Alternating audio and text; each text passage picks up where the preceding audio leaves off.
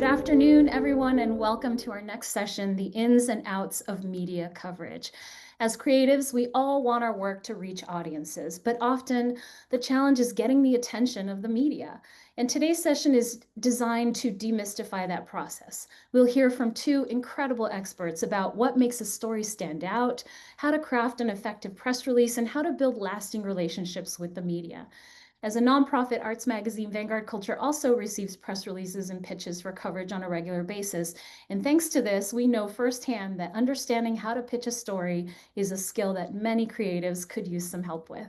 So today we have invited two of the region's most respected journalists to make sure you have the best chance possible of securing coverage for your event, exhibition, or art story. And I'm thrilled to introduce them today. Our first panelist, uh, Julia Dixon Evans, hosts KPBS Arts and Culture podcast, The Finest. She writes the KPBS Arts newsletter, produces and edits the KPBS Arts calendar, and works with KPBS team to cover San Diego's diverse art scene. Previously, Julia wrote the weekly cultural report for Voice of San Diego and has reported on arts, culture, books, music, television, dining, the outdoors, and more for the AV Club, Literary Club, and San Diego City Beat. She studied literature at UCSD, where she was an oboist in the La Jolla Symphony, and is a published novelist and short fiction writer.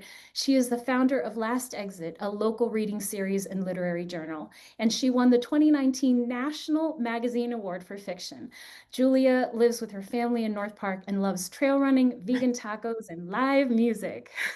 Welcome, Julia. Hey, thanks for having me. It's great to be here. Thank you so much for being here. Okay, our next panelist is Mr. Michael Rocha.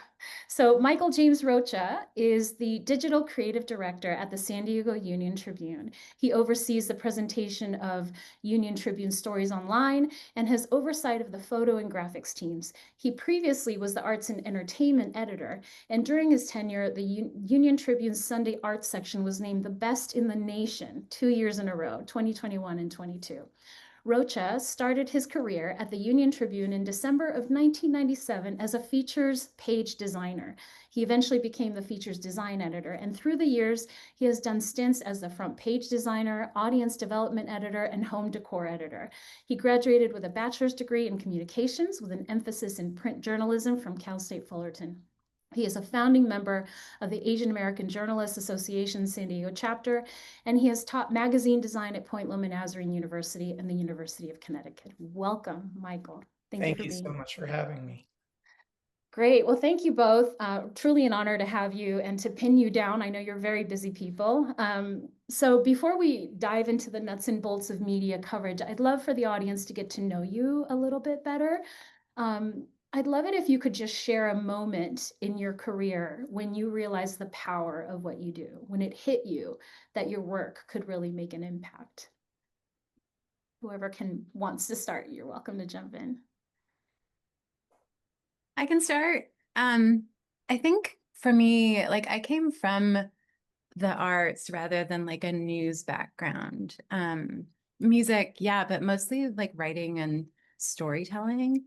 Also a little bit of education. And I think for me, it's always been storytelling. It's always been like the essence for me is when a story hits one person.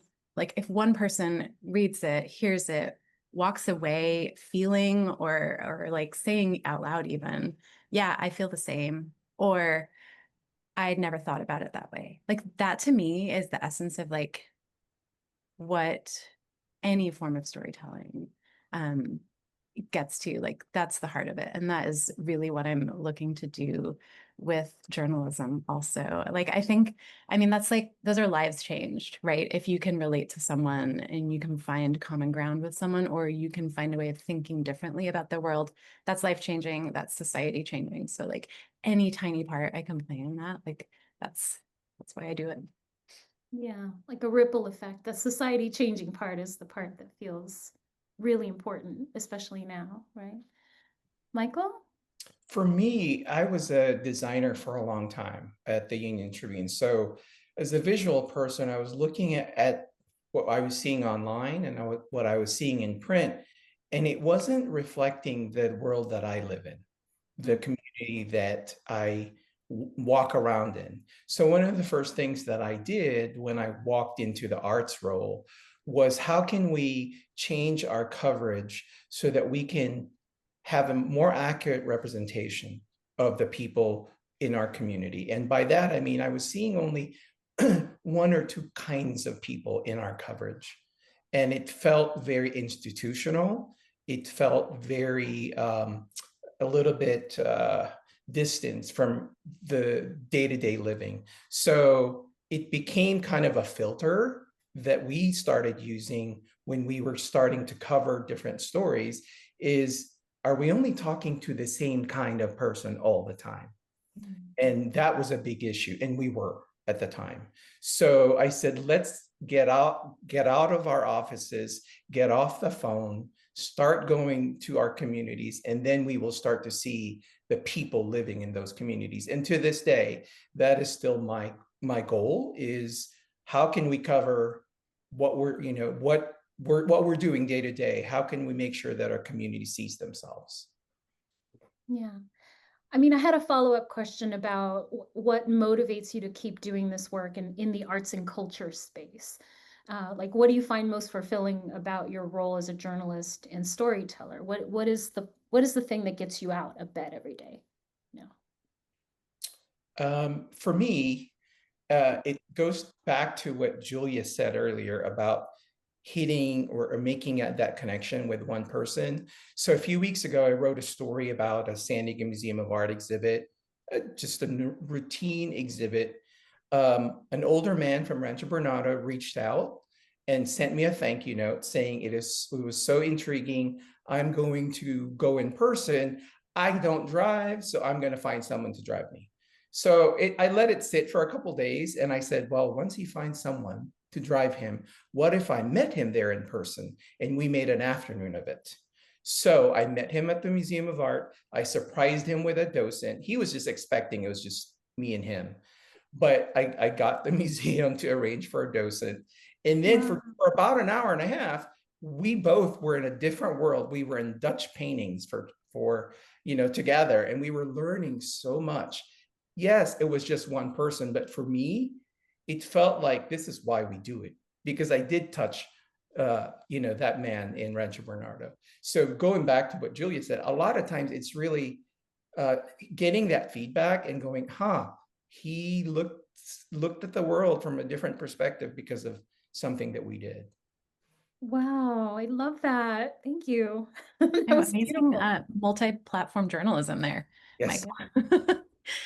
I think for me, I was noticing that I would have this moment kind of often where, like right before I'm about to interview someone, you're sticking the mic in their face, or a camera in their face, even worse. And I realized that I'm talking to someone who's never spoken to a journalist before. They've never been on the news or been part of the news before. Like you can tell when somebody is nervous, or they're worried about saying the right things or having the right answers. So I started doing like a little bit of a pep talk about how this is their story, they're the expert. The most compelling news stories, even about art, are the ones that are genuine or about people. And so for me, it's those moments, like when I realize that somebody's voice is getting out there, who maybe hasn't ever had their experience or shared their story, shared their art before. I think that's what keeps me going, like finding those hidden gems, making sure that people in the community know their neighbors and know who's out there making work around them. I also like talking to famous people, like don't get me wrong. But yeah, like that's Perks. the thing that keeps me opening the blank documents day after day. Yeah, yeah.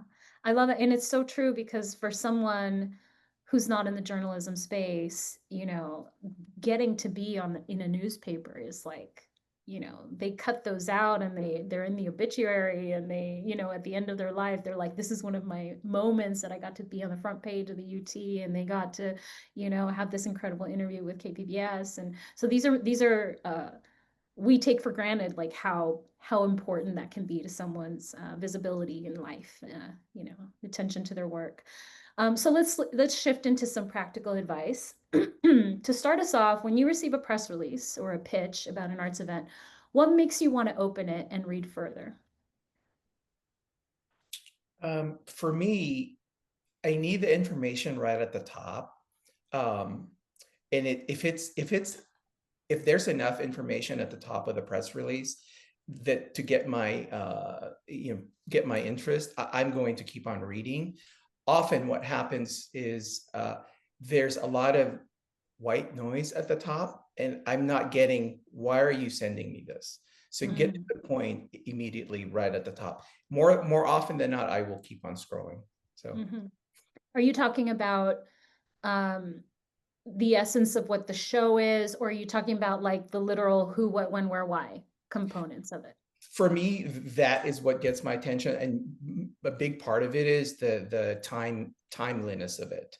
Is it something I need to know right now because it's happening in 4 days, or is Mhm. it something that's happening in 6 months?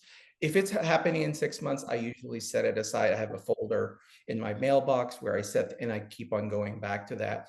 But give me the nuts and bolts right at the top, and then you can go into the other parts that will hook me in.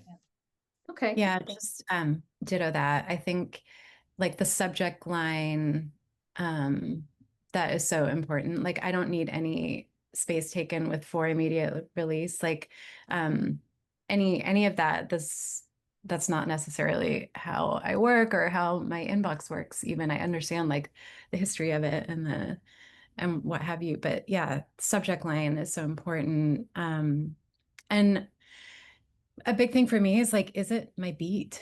Is it something that I generally cover? I get hundreds of press releases a day, maybe. I've never actually counted, but it feels like it's hundreds a day, like emails, promotional things. And so to like just get the hook and also the context, is what's what's special about this? Is this like the first time something's been done? Is this unusual that this is happening? Or is this something that last happened 20 years ago, or like at a time when I wasn't doing this work? And I think that is relevant also for non-art beat journalism too. Um, get if you want like a general assignment reporter to cover your story, those context things that they're not necessarily going to know if they don't know, like, oh, the La Jolla Playhouse has this history of sending things to Broadway, for example. Like that stuff's also really important to lead with before the things that are more template based for a press release. I'm just going to skim that. Mm-hmm. Well, One that's interesting. So you talked about your beat, right? So make sure that you know that you are sending it to the right journalist for your story, right? So if it's a culinary event, if it's a home decor type of event, if it's a arts and culture, if it's a performing arts one, there are different writers for different publications that really focus on that, and that's their beat. So what kind of stories about arts and culture do you find most compelling right now? Is it the human story, the novelty, the first time ever, the scale, something else? Is there something that really stands out for you right now? I mean, yeah, all of that sounds great. I think Okay. like um right now, like economics is a big one. It's something that, like, with the finest, with our podcast, like we're more able to delve into because we have more time and more, you know, actual minutes in an episode to cover that stuff. And I think that's just in the top of my mind when I am reading anything in the news nowadays, whether it's art or anything. My questions are like, how are people surviving? How are they making a living? What is the funding landscape? Like those are things that are just top of mind for everybody. And I think like to start exploring that, or to continue exploring it. The Union Tribune, like arts reporting in general, has done a really good job Yeah. through COVID, before even, of like just getting to the bottom of that. And so, yeah, continuing to do that and look for stories that that are broad like that. Yeah. Michael, what are your thoughts? For me and for us, the biggest issues right now is trying to uh, give coverage to underrepresented parts of the arts community. And it's hard for us to even get there. I spoke to the San Diego Museum Council.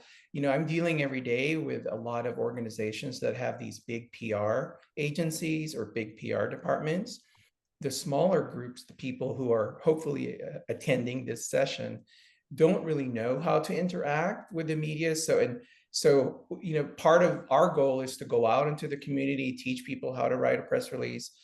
Don't be afraid just because our name's in the paper, we're very accessible. So kind of giving them that opportunity that, yeah, you may not have the PR machine, but you can still get your news. And it's been a struggle. I think often they don't know how to interact. Meaning, if I email, you should respond because we're in a very a limited time frame. But yeah, so for us, it's just really going beyond the normal groups that we would cover, and there are a lot of other organizations.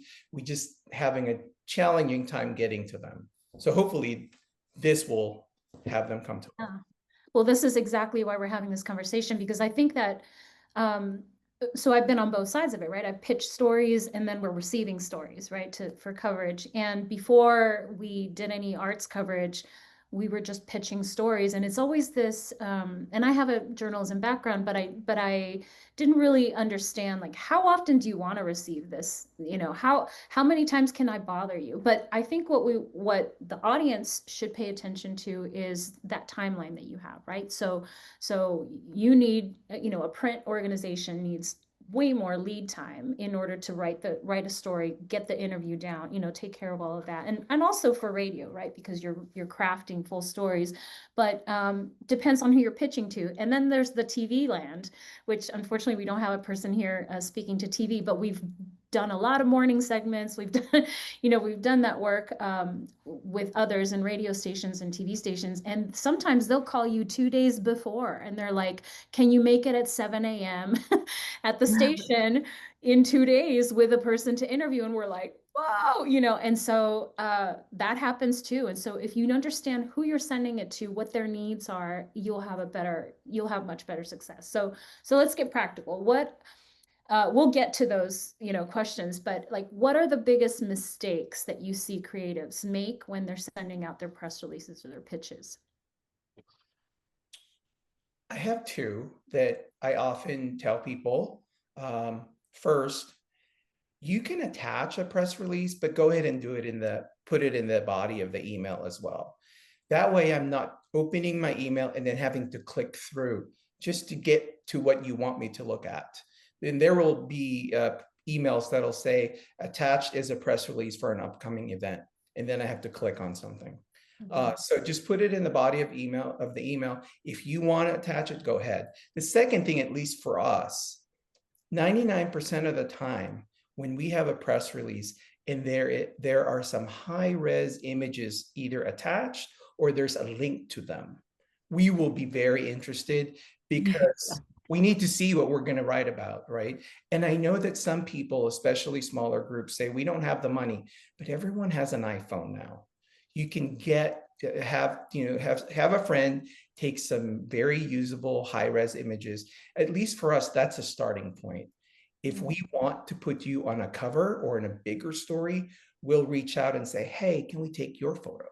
We have your photo, but can we do it ourselves? And then that really ups the ante for them. It's like, now you could be a cover. Whereas before, if I didn't have any of that, you could easily fall to the sidelines because of that. Yeah. So those are my two things. Huge importance of getting good photos of your work. Huge deal. Huge. Julia? 100% second that. Like the link to photos or attachments, even the photos available upon request is just like that last little like hurdle for me sometimes, that I'm like, oh, I have like 10 minutes before I need to file the story. I need to get a picture and I don't have time to see if they're going to, even if they're the fastest responder ever. Yeah, so having the photos there are just, it's really great for all the reasons, for like use of the photos, but also just to get a sense of what the story is about, what the art is. Um, and on that note, like the clarity also is really important. Like, don't worry about writing perfectly. Don't worry about um, using advanced language or like art speak. The clearer the press release, the better. Um, the more basic, the better. And I think one of the other things that I would prefer to see less of, I think, is like headlines and stories that are already written in a press release. I know that's like also a long tradition, but I'm less inclined to do the work. I'm less inclined to like explore the story myself or try and get to the bottom of answering those motivating questions. So yeah, that's another thing that is like one of those unintentional hurdles, I think. Um, Okay, I yeah. have questions. So you personally prefer not to see the headline and the sub, you prefer not to see that. Michael, do you like receiving that? Like It do you doesn't, care? I'm kind of neutral on that. I mean, it doesn't really influence what I'm going to do. It's really when I get to that part where it's interesting to me, then I feel like, oh, that is something I would like to pursue. So for me, it's not 100%, like a make it or break it aspect. Okay. Also, you spoke about the high-res images. So do you actually want, I've always been mindful about putting it in a drive and then linking to a drive. And if I do attach something, then I would attach a smaller resolution so that at least you get a visual, but it's not bogging down your email. Does that seem like what's the ideal situation? Putting it in a drive, putting it in a Dropbox, literally attaching the high res to the email? What's ideal?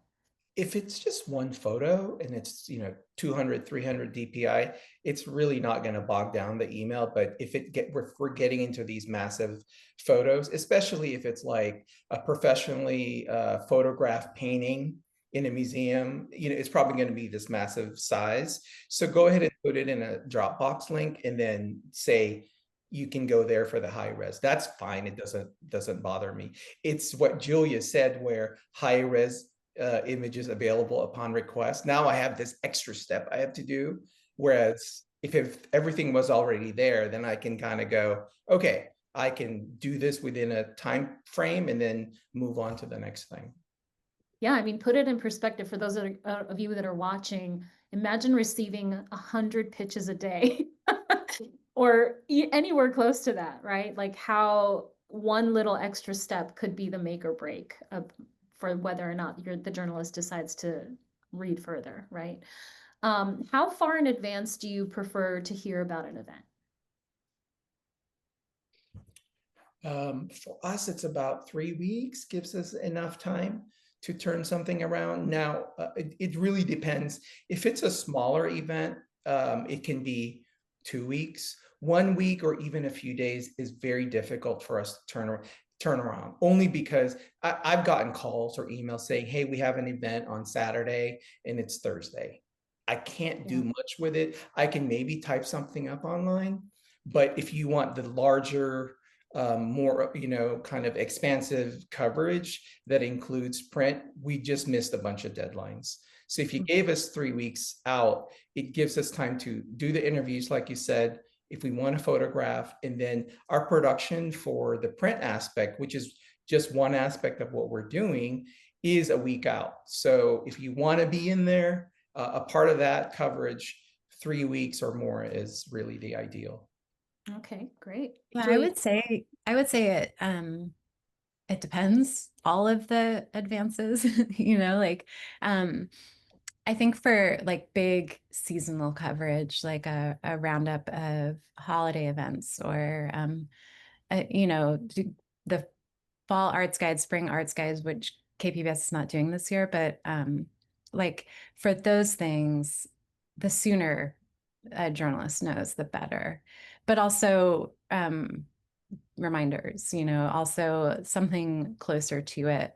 I do plan ahead a lot, and especially I have so many different like levels of content that I put out, where there's like our podcast. Those are, I mean, we're already thinking about next season. So it would be like January. And those are also not like event driven anyway. But I will be doing things for my weekend arts preview, which is both a radio like chat and a digital story. I will be like gathering things 5 minutes before we go to tape, So it's like, yeah, last minute. Like if you send me something on a Monday, it might just hit like the sweet desperate spot where I'm like perfect timing. I'll take it. So yeah, I do feel like I've I have never felt I normally feel more thankful than annoyed about reminders. Yeah, thank you for saying that, because I think and I know this because sometimes people will email me, multiple times in a span of a month or two or something, and I'm like, oh, thank you. Yeah, I wanted to cover that. Thanks for reminding me. Like that's always zero times have I felt bothered, that, oh, they emailed me again. And I think that when you're on the other side of it, you feel like, oh, I already emailed them twice. Gosh, I don't want to bother them. There's this sense of, I don't want them to feel like I'm bothering them simply. And so talk to us about relationship building. Like follow-up is always a tricky subject. So how often is too often when someone's trying to get your attention, if that exists? And what are the best ways for creatives to build or maintain a relationship with your outlet, especially if they have multiple events in a year, for example? For us, it's really like Julia said, the reminders are always welcome, because if when you're getting more than 100 emails a day, that reminder will just move that person higher up. So that's not a bad thing. I would say in our time frame, if you emailed me something 3 weeks ago, the next week, send a nudge, just saying, "Hey, Michael, just making sure you saw this." And then more often than not, I'm pretty good with responding and just kind of getting that conversation going. And then if I feel like, oh, now is that time for me to do something, then I'll get the ball rolling. And it's really different if you're dealing with a PR agency. Their job is they're sitting in front of that computer to manage the PR. Most of the time I'm dealing with someone who is a part-timer or a volunteer with a group, and they have a day job, so they're responding at night, which is fine. So I try to give them that space. But yeah, so I would say the reminders are not a bad thing. Maybe once a week, twice a week. Calls are a little bit challenging because we have, at least for us, we have a work Google voicemail, and then I have my personal phone. So trying to juggle all that, and if I'm on deadline, more than likely I don't pick up the phone because I'm trying to focus on what I need to do. So, but email's perfect. Yeah. Julia, do you agree with this? Yeah, I do. And I mean, I don't even have like a voicemail or a work line at all. Like if I've given you my phone number, it's my personal cell. So like, which I do. I mean, I will answer it sometimes, but much prefer a text. And I do think that like, personal notes are so valuable. Like, I would much rather get a, 4-line email from somebody than a press release that might have taken somebody weeks to work on. Like, just send me a note telling me what the nuts and bolts are, maybe why you think I might be interested in it, or yeah, just like proof of life, proof of concept, and also personal connection. Like if I am seeing an email as a person, like that also is just something that is going to stick. Especially if it's someone who I've talked to before, someone I met at an event. I love that. Like I am always kind of awkward and shy, and I'm standing in a corner. So like, come and talk to me. please. I love that we're having this conversation because it's humanizing you all. And we think of, Julia Dixon Evans over here and Michael Rocha, we're like, oh, they're so scary. Like how do we get their attention? And you're just good people. And thank you for making it like so accessible in this conversation, and also for taking those extra steps to understand that not everybody is working with a big PR firm. Not everybody has, often it's the executive director that's wearing multiple hats, or the volunteer, and they do it when they can and they just do their very best. So thank you for taking that into consideration in your coverage. It means a lot. And I think that the community, it'll resonate with us for sure. So we talked a little bit about it, but besides a press release and the photo, like what additional materials, like video clips or artist bios, would make your job easier in covering the story? Like, and also, how do you want them to get the assets to you? Is the Dropbox the way? Like, Yeah, that's useful. I mean, I would say that a Dropbox or a link or someplace on your website, if you have a website, artist bios, all of that is great. And a couple of things, I guess, that are probably unique for um, broadcast media is pronouncers of names. I can't tell you how many times I've like Googled someone's name and just like, or like watched every single Instagram video they've ever posted to see if they say their name once. Like that's really helpful. And because we have like different programs, it's really helpful if I know if you've reached out to anybody else at our outlet. Like whether we're all on the same email, or maybe you just say like, hey, I also contacted the producers of Midday Edition, or I contacted Beth, or I contacted this other person, just wanted to let you know I'm reaching out. So then I can go with my editor and like other leadership and talk about like, hey, where does it make the most sense to do this story? Is this a Julia thing, or is this a Midday thing, or should we do a news package on TV with this? And so like that's helpful. And yeah, always, I talked about this a little earlier, but like the bigger picture, the context, anything like special, anything that's unique, like lead with that. Yeah. nice. That's helpful. That's super helpful. Thank you. Michael? Yeah, Julia, thank you for bringing that up with the double planting is what we call it. I have been surprised a couple of times recently because I work for my series in the curator's words. I work months in advance because there's a lot of moving parts. I need to get the photos. We need to go over there and do an Instagram reel, all that. Mhm. But so all this time I'm working with someone, come to find out later that someone else at the UT is working on the exact same thing. I mean, Ooh. more often than not, usually I can pivot, but the last couple of times I haven't been able to. I'm like, oh, we've got to go with this. So I had to reframe what I was doing. So yeah, so I think just being forthright and just say, hey, I didn't reach out to just you. I reached out to someone else. And then we in-house can sort it out and figure out, okay, are you going to do it or am I going to do it? That's perfectly fine. And then for us also, now that we're more active on Instagram, access to be able to go do an Instagram reel. So what happens usually if I'm writing a story about a person or a museum, the next question is at the end, can we come over for an Instagram reel?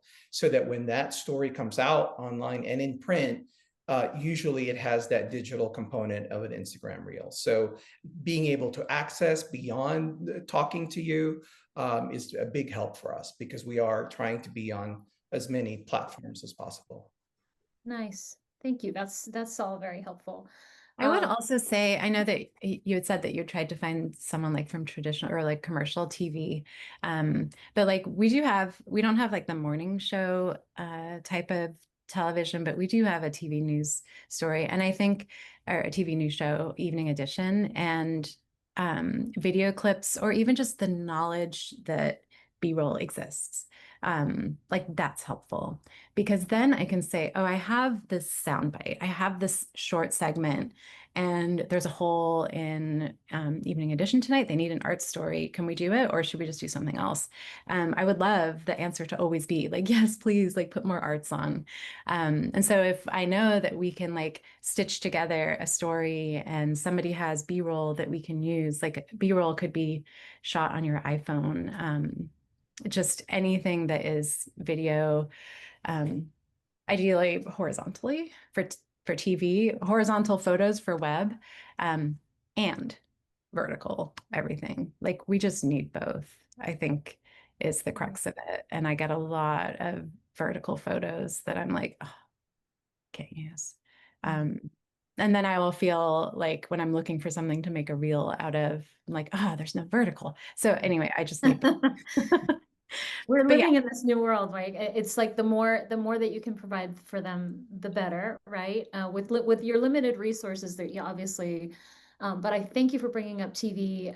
So my experience with TV has been, so B-roll, for those that don't know what it is, it's pre-recorded video content that shows ambiance or moving parts of what the exhibition is, people in action, creativity in action. So TV has a very specific need. They want beautiful visuals. They want interesting visuals while they are interviewing somebody. They don't want static faces, they don't want static conversations. They want to be able to pull away from the conversation and see something beautiful and interesting taking place, somebody dancing, whatever it is. And yes, horizontal content is important for TV assets.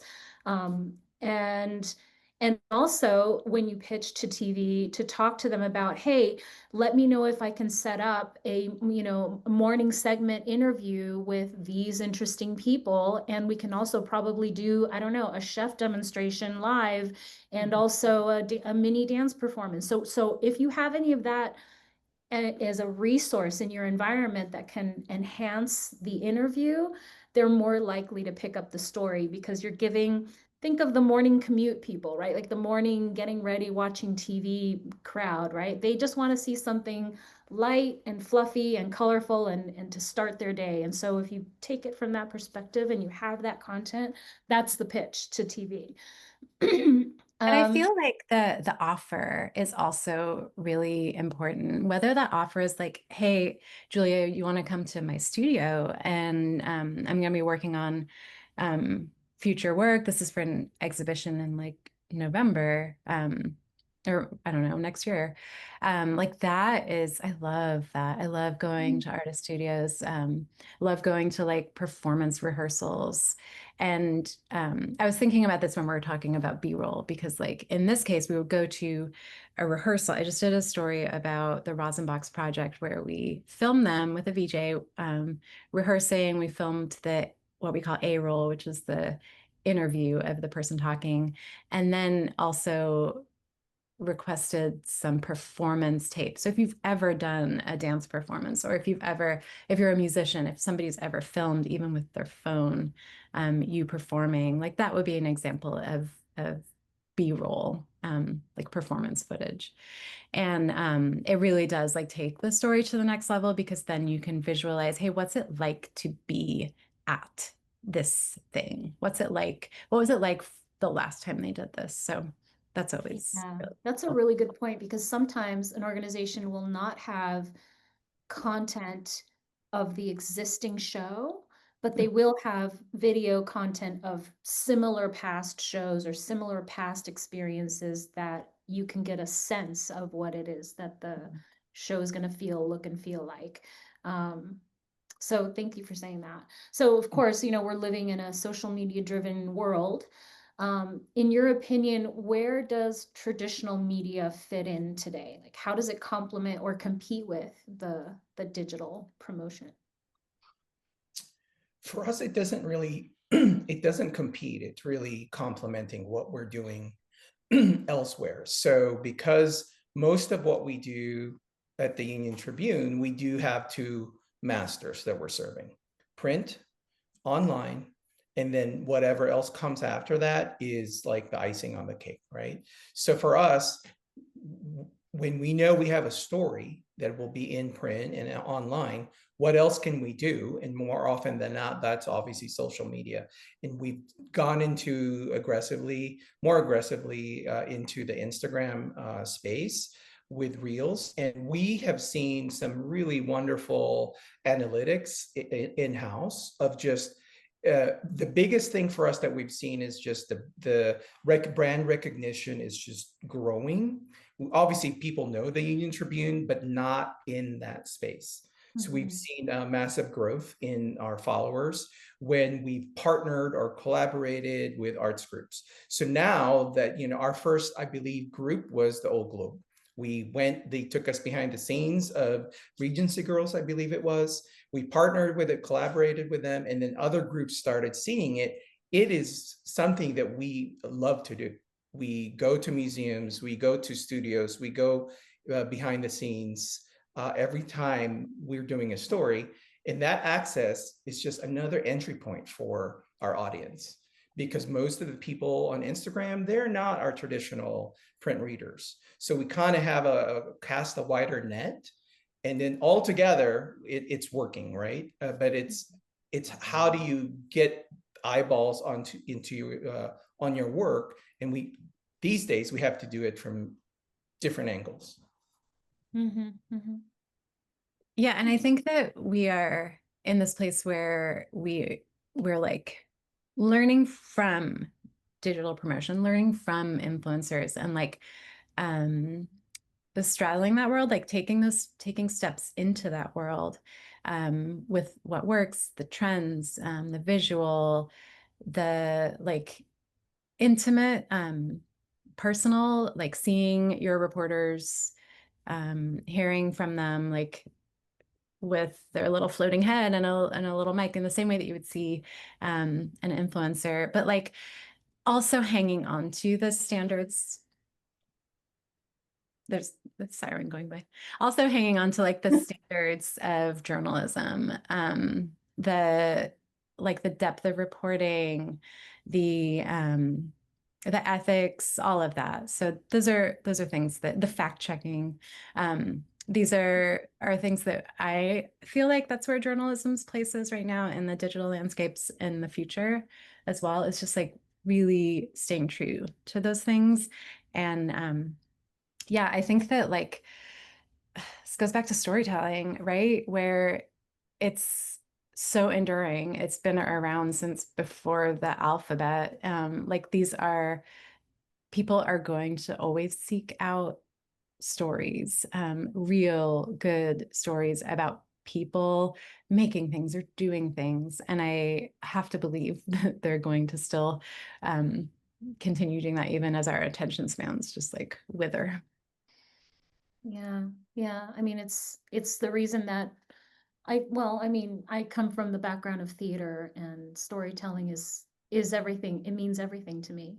It's how do you get it's kind of the moment of the why. You are all of the creatives that are listening to this today. You have to go back to your why. Like, yes, if all you're telling me is that the show is happening, okay, great, right? But if you tell me why it matters and why it's meaningful and why it's powerful and why the story connects to what's happening in the world today, perhaps, or if its entire intention is to bring joy during a moment of stress in the world, then that's its why, right? And so try to find a way to help us know that as journalists, right? When you're pitching your story.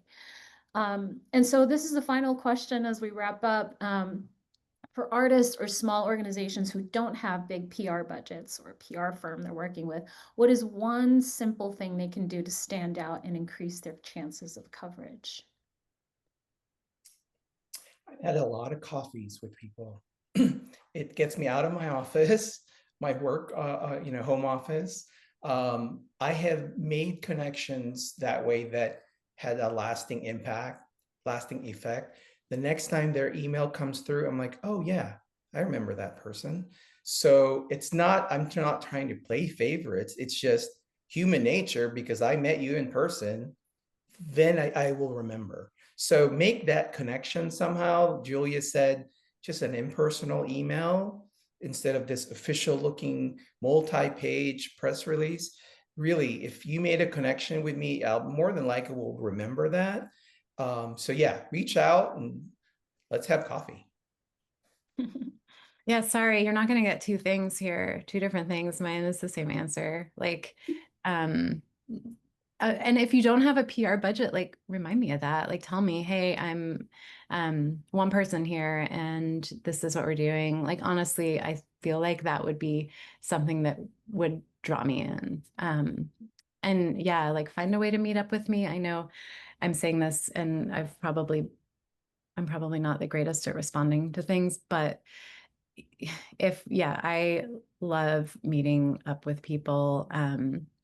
If you can say like, hey, I'm going to this other person's exhibit at this gallery. Do you want to come with me and check it out? Then I also feel like I'm working. I'm not just, I do feel like there's not a lot of wiggle room to get away from my desk sometimes, but,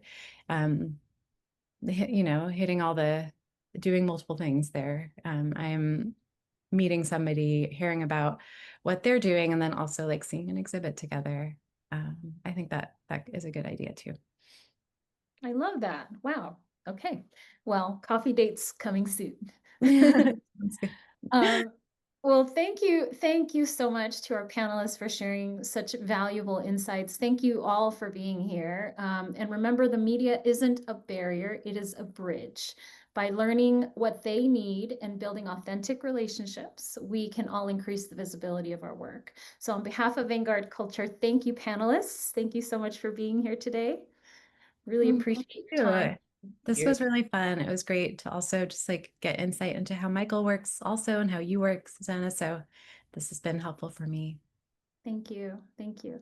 And thank you all for being here. We look forward to seeing how you'll put these tools into action. Please stay tuned for our closing session, Mindful Creativity, a creative industry workshop with executive directors from some of the region's most notable arts institutions, starting in just a few minutes. Stay tuned.